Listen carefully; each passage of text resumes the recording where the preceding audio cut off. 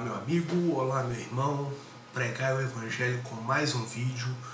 Hoje é dia de darmos continuação ao estudo do livro Um Chamado à Reforma Espiritual, um livro do D.A. Carson, lançado pela editora Cultura Cristã. Esse livro foi duas semanas atrás. Ele figurou no nosso Leia Isso como uma recomendação para que você compre, para que você leia. Você pode assistir, dar uma olhada na nossa playlist, vamos deixar o link no vídeo também. Um Chamado à Reforma Espiritual, um livro excelente, e ele marca tanto com relação à oração, as recomendações que ele dá, os ensinamentos que ele traz do D.A. Carson com relação à oração, que a gente decidiu fazer um estudo. Naquele mesmo vídeo, no primeiro vídeo do Leia Isso, a gente já inseriu ali o estudo do primeiro capítulo, e agora vamos trazer que são lições da escola de oração, é o primeiro capítulo, e vamos trazer hoje o estudo do segundo capítulo, que é a estrutura da oração. Esse é o segundo capítulo, a estrutura da oração. Para isso é indispensável que você abra sua Bíblia, como a minha está aberta aqui. Eu abri no computador porque fica mais dinâmico. Na segunda carta de Paulo aos Tessalonicenses, capítulo 1, nos importa os versículos de 3 a 12. Segunda Tessalonicenses, versículos 3 a 12. Esse estudo ele trata do que está contido nesse trecho dessa carta. Antes da gente entrar, assim como o autor faz, me perdoe a tosse, ainda a gripe que me deixou fora do ar aí por uma semana quase, ainda persiste. Mas antes da gente entrar propriamente na exposição dos versículos 3 a 10, que contém o sentido da petição de Paulo, a gente tem que observar que no versículo 11, que é onde ele intercede, onde ele agradece, né? Ali a sua petição, ele começa ela com as palavras: por isso também não cessamos de orar por vós. Por isso também não cessamos de orar por vós. Você há de reconhecer que nas cartas de Paulo, essa característica, quando ele diz esse por isso, ele está se referindo imediatamente a tudo que vem antes. Entendeu? Então, esse por isso, que isso é esse que ele fala no versículo 11, né? Eu estou usando a tradução Almeida Revista e Atualizada, tá? Recomendo que você use, pelo menos nesse momento, para a gente acompanhar juntos. Então, que isso é esse? Qual é esse isso? É tudo que está contido fora a saudação dos versículos 1 e 2, tudo que está contido no do versículo 3 até o 10. Então é a isso que Paulo se refere. Os versículos 3 e 10, eles vão oferecer uma estrutura, 3 a 10, perdão, os versículos 3 a 10, eles vão oferecer uma estrutura do pensamento de Paulo, do que Paulo tem em mente ao orar, lá no versículo 11, a partir do versículo 11, né, 11 e 12, que ele faz a sua oração. Lá no 11 e 12 ele diz: por isso também não cessamos de orar por vós, para que o nosso Deus vos torne dignos da sua vocação e cumpra com poder todo o propósito de bondade e obra de fé, a fim de que o nome de nosso Senhor Jesus seja glorificado em vós e vós nele, segundo a graça do nosso Deus e do Senhor Jesus Cristo. Então, a partir do versículo 11 e também o 12, ele faz essa oração. Os versículos 3 a 10, ele apresentam a estrutura do que Paulo tem em mente para orar a Deus, né, por eles. O que Paulo tem em mente relacionando a isso, né? Nós não vamos analisar detalhes nesse momento disso, mas a gente vai observar duas características nesse momento dominantes nessa estrutura contida. O livro o Carson já faz essa exposição de duas características contidas nessa estrutura. A característica 1 é a gratidão por sinais de graça, né? Você vai ver nos versículos 3 e 4: Irmãos, cumpre-nos dar sempre graças a Deus no tocante a vós outros, como é justo, pois a vossa fé cresce sobremaneira, e o vosso mútuo amor de uns para com os outros vai aumentando. O 4 também, a tal ponto que nós mesmos nos gloriamos de vós nas igrejas de Deus, à vista da nossa constância e fé em todas as vossas perseguições e nas tribulações, me perdoa pela tosse, que suportais. Tá difícil, mas vamos na garra. Vocês vão ver, aqui é vida nua e crua, né? Então, essa característica principal, uma das características principais, é a gratidão por sinais da graça. Por que ele agradece, né? Por que Paulo agradece? Pelos sinais da graça de Deus manifestados naquelas pessoas. Pelo que a gente agradece hoje? O que eu e você que está me assistindo, pelo que a gente tem agradecido? As coisas que a gente mais agradece a Deus revelam o que a gente mais valoriza. Pelo que você mais agradece a Deus? Pela comida na sua mesa? O teto que você tem sobre sua cabeça? Você agradece a Deus mais por sua família? É por isso? Não estou dizendo que isso não é digno de agradecimento, que isso não deve ser agradecido. E deve, porque tudo provém de Deus, né? Tudo é provisão de Deus para nós. Mas pelo que você tem agradecido? Pelo que você tem esse agradecimento que você oferece a Deus dia após dia? Pelo o que reside? Em que tem residido esse agradecimento? O que povoa as suas orações? O que tem povoado as suas orações de agradecimento a Deus? São essas coisas que eu disse? Ou você tem agradecido pelos sinais da graça também? Você tem pensado nas pessoas de sua congregação, nos obreiros que você conhece do Evangelho, e visto o quanto a graça de Deus se manifesta, me perdoa, o quanto a graça de Deus tem se manifestado na vida dessas pessoas e na sua própria?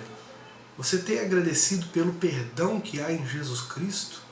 Pela graça da transformação que o Evangelho tem em sua vida? Isso reside na sua gratidão? Então esse é um ponto importante, né, que está contido nessa estrutura.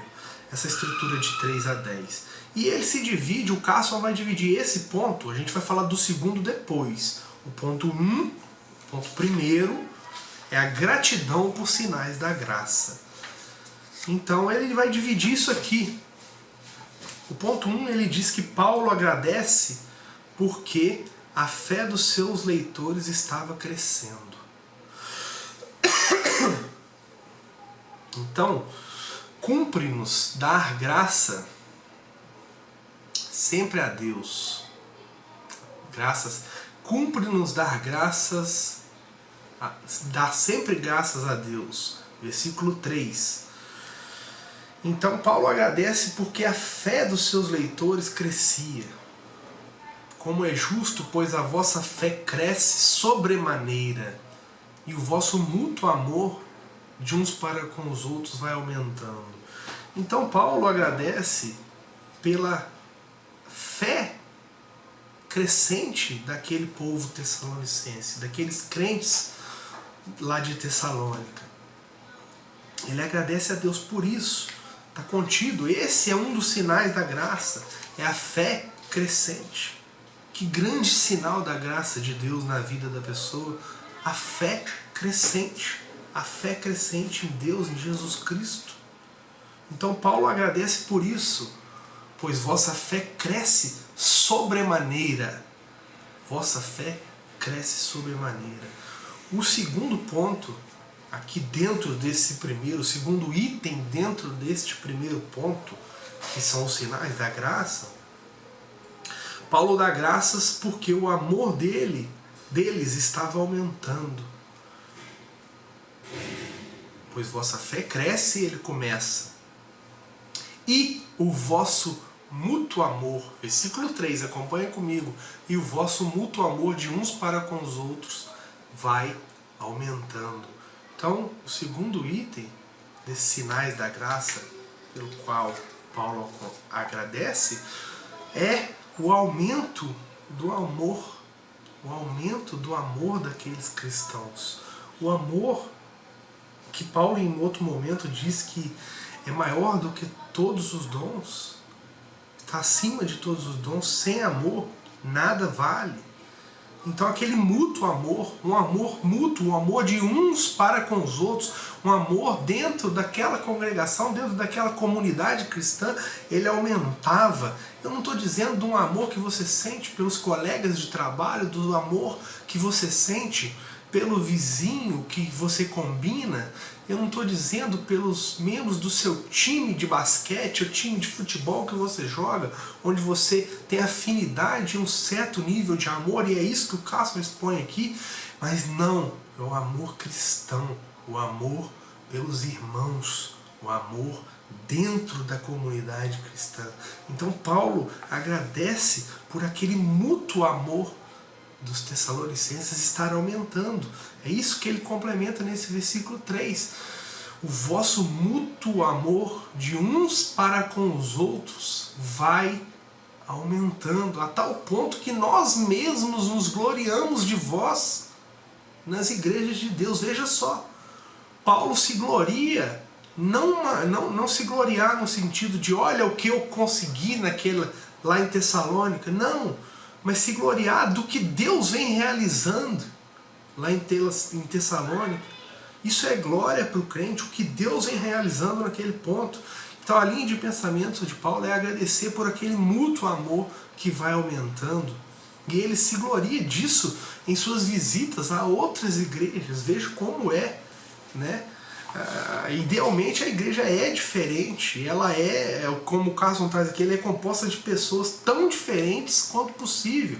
Esse amor é muito difícil, porque como eu disse, você amar os colegas de partido, os colegas de trabalho, vocês têm normalmente as mesmas, os de time, né, como eu citei, do time de futebol que você faz parte, isso é mais fácil, porque vocês têm uma certa afinidade já, vocês já se ligam por aquilo, mas na igreja, esse amor você vai ver pessoas sofisticadas e pessoas simples, como o Carson diz, aristocráticas e plebeias, disciplinadas e distraídas, introvertidas e extrovertidas, veementes e despreocupadas. Então você vai ver pessoas reunidas debaixo da mesma crença, do mesmo senhorio de Jesus Cristo. E aí só, meu irmão, só a graça de Deus, a realização, o derramamento da graça de Deus para fazer esse amor mútuo crescer. E estamos tão carentes disso hoje em dia. Então você ora por isso a Deus também. Olha como está relacionado. Isso também é um motivo de oração, de petição e de agradecimento. O terceiro item, mais uma tossezinha. O terceiro item que Paulo diz, ele agradece, que Carson observa que Paulo agradece porque eles estavam perseverando em meio às provações, à vista da vossa constância e fé em todas em todas as vossas perseguições e nas tribulações que suportais. Veja só como isso é importante. À vista, eu repito, à vista da vossa constância e fé em todas as vossas perseguições e nas tribulações que suportais. Paulo agradece porque eles estavam conseguindo perseverar na sua fé diante de tanta perseguição que eles sofriam.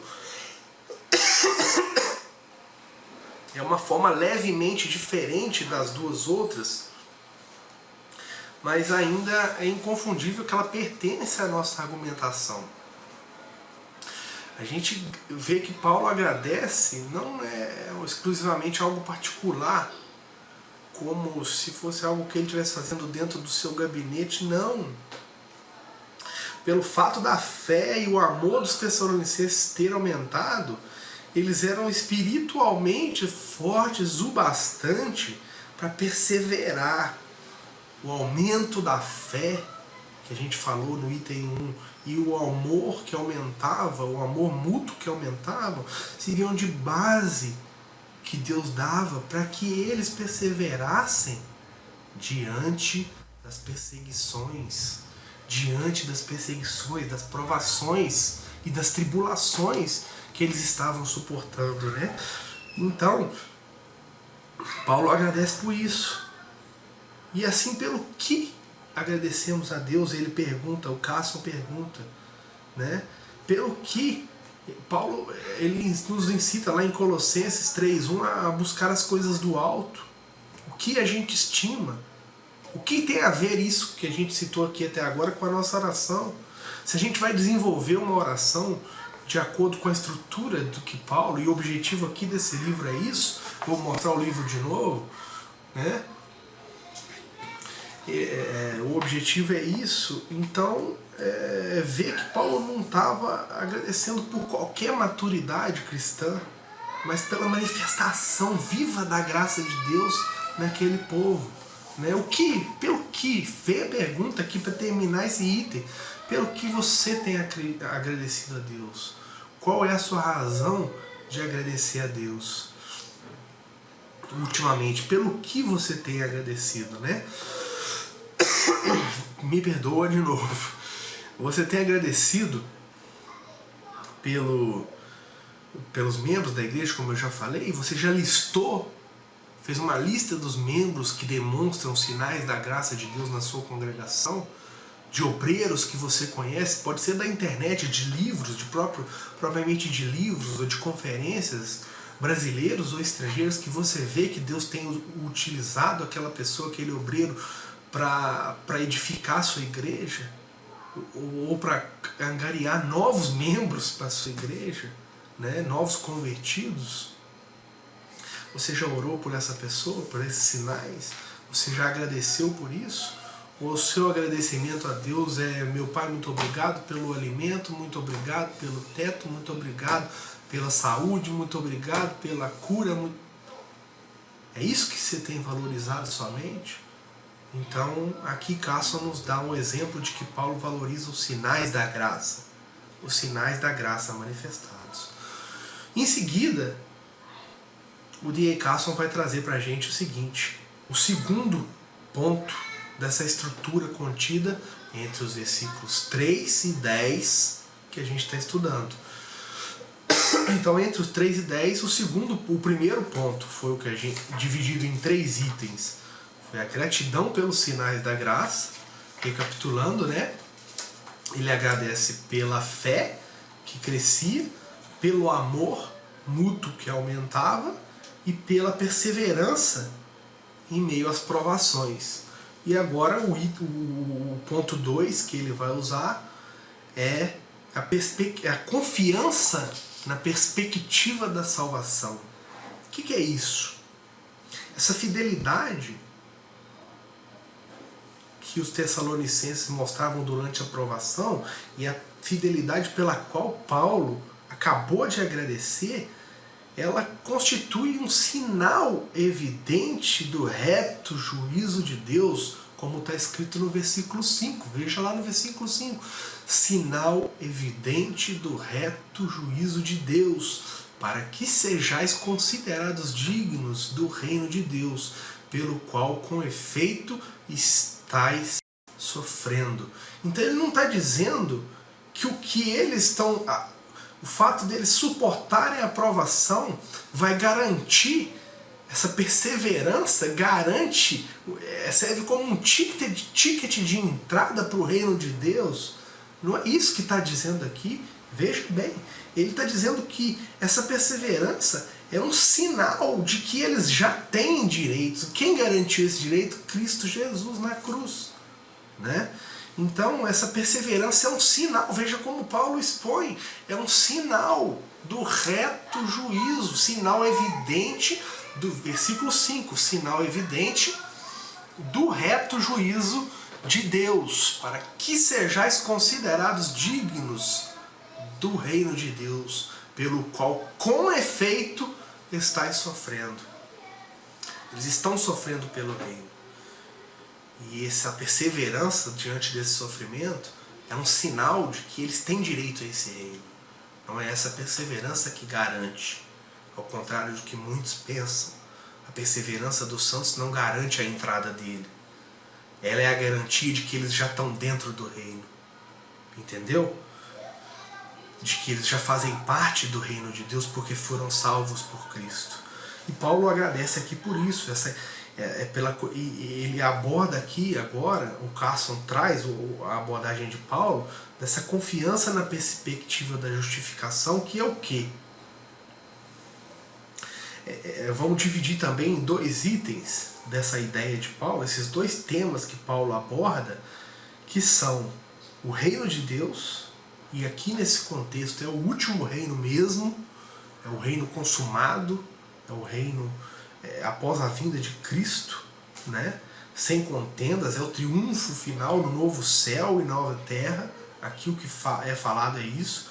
E também o segundo aspecto é a perseverança demonstrada pelos Tessalonicenses. Ela não é uma mera resistência sem propósito.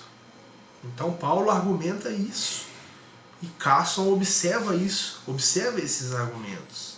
Ela não é uma resistência sem propósito, alguém que resiste sem nenhum propósito, mas ela é uma resistência com o objetivo fixo, com os olhos fixos, o coração e a alma fixos no reino de Deus, no reino que viria, nesse glorioso reino final, como o D.A. Carson menciona aqui. Então, como ele próprio diz, os cristãos não são masoquistas.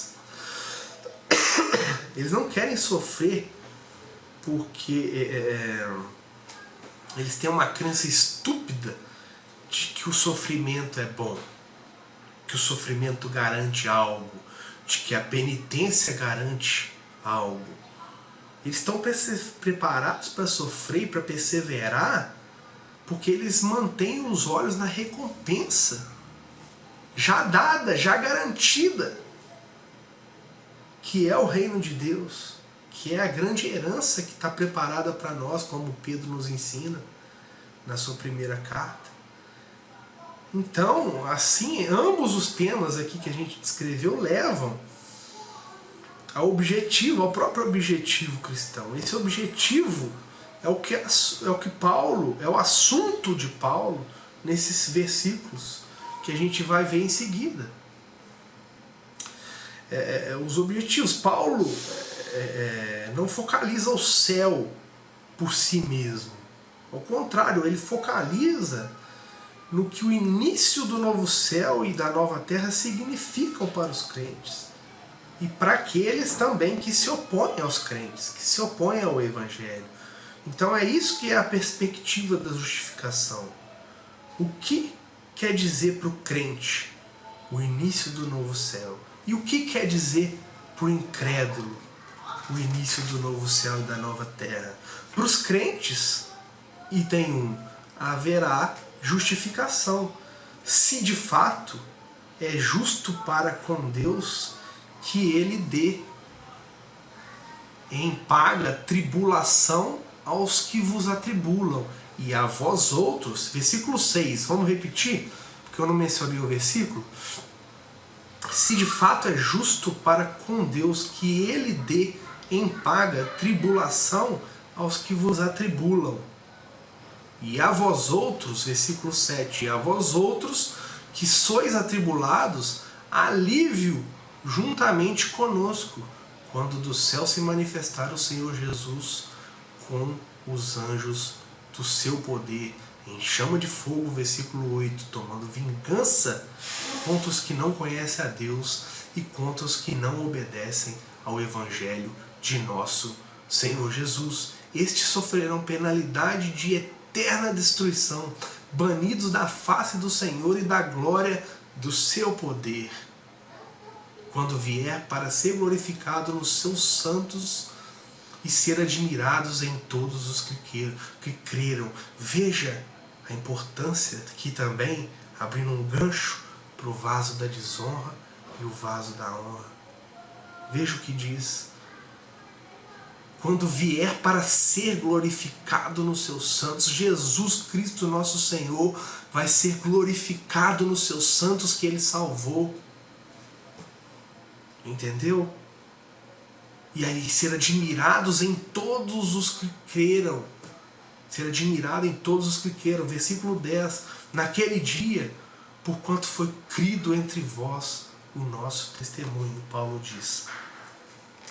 Então Carson diz aqui esse aspecto de Paulo na confiança, na perspectiva. Paulo confia e exorta e agradece por essa confiança. E é uma coisa que a gente está perdendo hoje. A gente está perdendo a expectativa pela volta do Senhor Jesus, a expectativa pelo que nos espera quando ele voltar. A gente está agradecendo por coisas desse mundo, orando e vislumbrando coisas desse mundo, bênçãos de Deus para esse mundo agora. O foco das nossas orações e dos nossos agradecimentos a Deus estão nas bênçãos desse mundo agora. E a gente está deixando de lado o vislumbre da promessa, da realização do reino de Deus, do triunfo final do novo céu e da nova terra. Que isso para nós representa comunhão eterna com Deus. Isso para nós representa estar ao lado de nosso Senhor Salvador para todo sempre, em comunhão com Ele, conformes a imagem dele, conformes a ele, ao seu comportamento. Vide lá o Salmo 15. Então, é isso. Essa é a perspectiva. Haverá justificação para o crente. Mas e para o incrédulo? Deus não pode ser santo se ele vai justificar também o incrédulo. Se para o incrédulo não há nada. Cristo salvou a sua igreja de quê? Do que vai acontecer com o incrédulo. E o que acontece com o incrédulo? Eu não estou falando nem de inferno propriamente dito. Mas o ponto aqui, que é o item 2 que o Carson diz, o ponto aqui, para os outros não crentes, haverá o que nós todos merecemos. Entende uma coisa? Bota preto e branco aí para eu falar com seriedade. Para o que nós todos merecemos é retribuição. Retribuição pelo que fazemos. Retribuição pelas nossas obras. É o que merecemos. E nossas obras são más. Não há um justo sequer. Então o que merecemos é a retribuição. Mas o que o crente vai ter é salvação. Ele é justificado e não justificável. Mas o incrédulo, ele vai ter retribuição.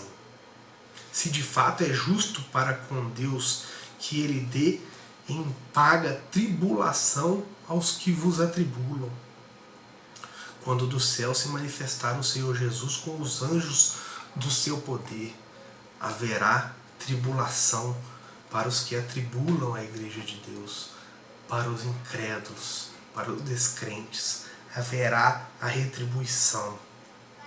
Muita gente considera repugnante essa ideia de retribuição. Muita gente considera, o Carson declara isso aqui, essa teologia de olho por olho, eles dizem, né, eles chamam de olho por olho, ela não atinge o alto nível do evangelho cristão. Mas, meu irmão, entenda diferente. Né?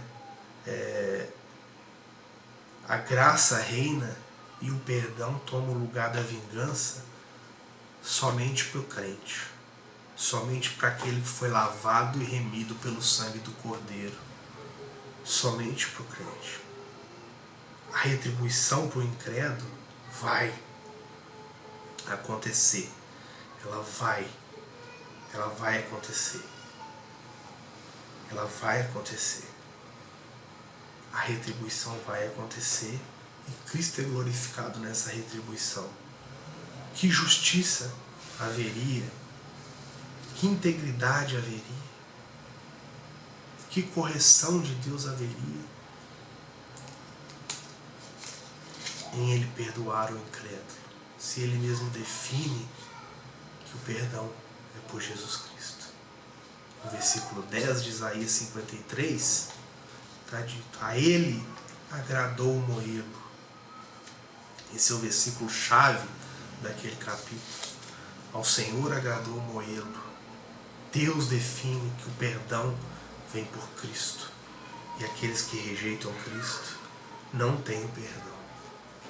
Tem antes a retribuição por suas obras más. Carson disse: Deus é Deus, ainda deve haver retribuição. Ou toda a ordem moral entra em colapso. Se nós nos recusarmos a reconhecer que merecemos retribuição, nós nos recusamos a aceitar o perdão que está disponível. Porque devido ao indescritível amor de Deus, Jesus sofreu a retribuição para reconciliar pecadores como nós com Deus. É o que Cristo fez. Sofreu essa retribuição do incrédulo para que o crente não tenha essa mesma retribuição.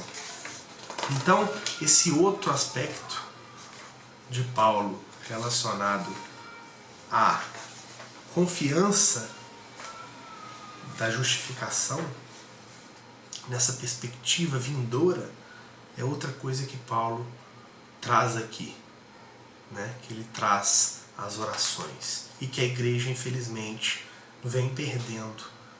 Se já não perdeu, por completo não, mas em boa parte dela.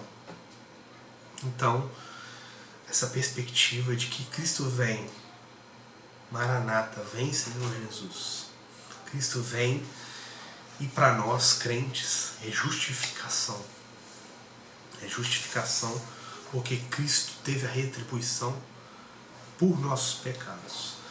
Meus irmãos, então esse foi o capítulo 2 que estudamos do nosso livro, um chamado A Reforma Espiritual, de D.A. Carson, lançado pela editora Cultura Cristã.